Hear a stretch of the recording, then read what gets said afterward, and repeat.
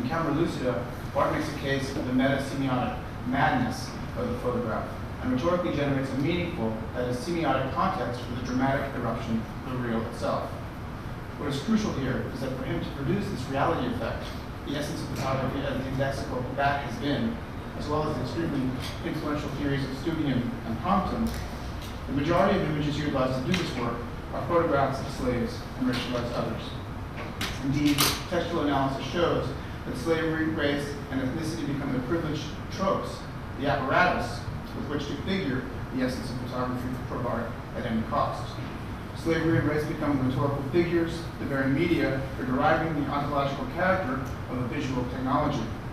Indeed, one might say that by making racialized others the stepping stones leading to the essence of technology, art subsumes and finally disappears the historical realities of race, ethnicity, and slavery, Jews, blacks, Latin Americans, Eastern Europeans, in order to make the ahistorical reality of photography appear. At the very least, we can show that in the presumed illumination of Camera Lucida, racialization is something like the unconscious of the essence of photography. Indeed, the troping and subsequent disappearing of racial difference for purely epistemological purposes may well be the most universal gesture here, the essence, you will, of a whole tradition's way of knowing by signifying on the other.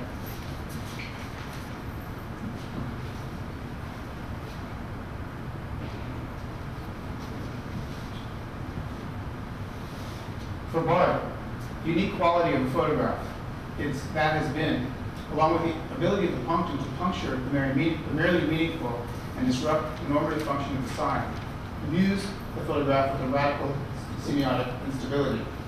However, Bart was less with the instability unleashed by the photograph than we might hope. For example, he writes that since every photograph is contingent and thereby outside of meaning, photography cannot signify in a generality except by assuming a mask. He then regards this photograph, the Richard Avedon portrait entitled William Casby, Born a Slave, and all too summarily concludes his observations with the thought that, quote, the essence of slavery is here laid bare. The mask is the meaning insofar as it is absolutely pure. His inclusion and cursory treatment of the Avedon photo do more than give slavery short shrift, making it appear only to make it disappear again. Quote, society, it seems, mistrusts pure meaning, hence the photograph whose meaning is too impressive is quickly deflected. We consume it aesthetically, not politically, unquote. Ironically, to lay bare the essence of slavery, the photograph, and therefore Bart, must be in mask mode, that is, on the side of meaning in society, wherever this essence is neither named nor described. Rather, it only opens the way for further aesthetic remarks on the inherent characteristics of the photographic medium. One suddenly suspects that striving to represent the essence of photography and presumably replacing obscure projections with the lucid real by signifying on racialized representations is precisely a way of not talking about slavery, and is, in fact, a displacement, a method of disappearing the history and with the logistics of perception that really produced the image of William Casby, and perhaps, in certain respects, all photographic images. It being understood, of course, that such a political meaning would vitiate aestheticizing and value-neutral language. 50 pages later, at exactly the climactic moment where Bart discovers photography's essence, slavery comes up again. I remember keeping for a long time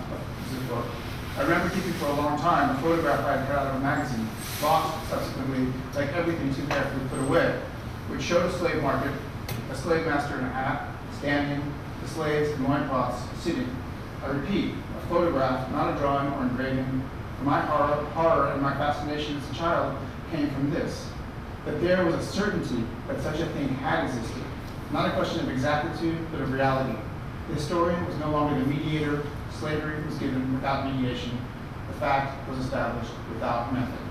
Unquote.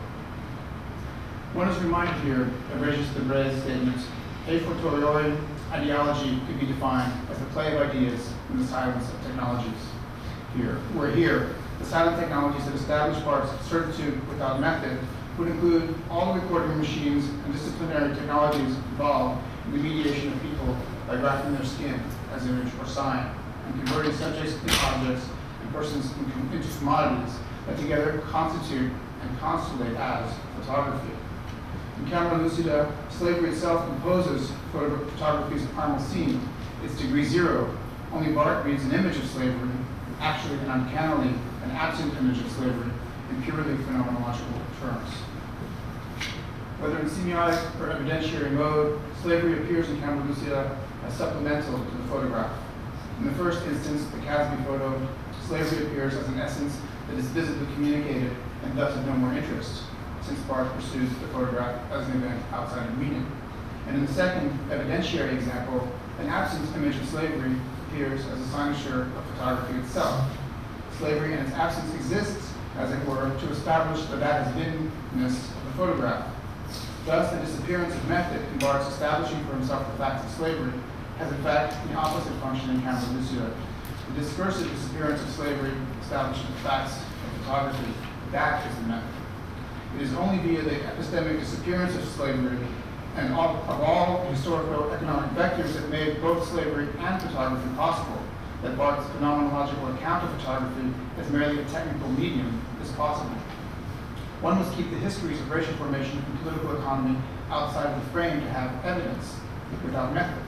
Otherwise, one might see that the evidence is the method, the historical and technical separation of subjects from their bodies by their skin places racialization and photography on a continuum, which is to say that slavery is one of the methods by and through which photography came to be what it is, part of the economic prehistory which gives rise to the society of the spectacle, and again, part of the conditions by which bodies are first liquidated with subjectivity and reduced to images and signs for others to read. To not address this originary disappearing, persistently haunting Barth's text as a return of the repressed would be to embrace the essence of the dominant discourse about photography, which as it stands, unconsciously recapitulates, extends, and naturalizes forms of corporeal inscription and racial violence as the very medium of speculation.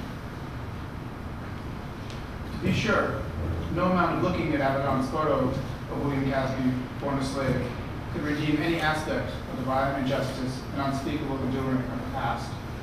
Recognizing that contemporary visuality is bound up with racism and slavery genetically, so to speak, and that so much of what is seen is actually seen through slavery does not amount to reparations.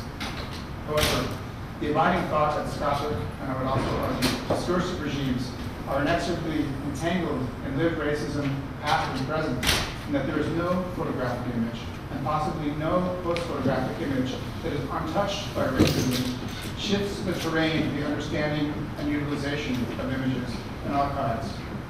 May it also enable visions and practices that will help to one day make racism a that has been that is no more.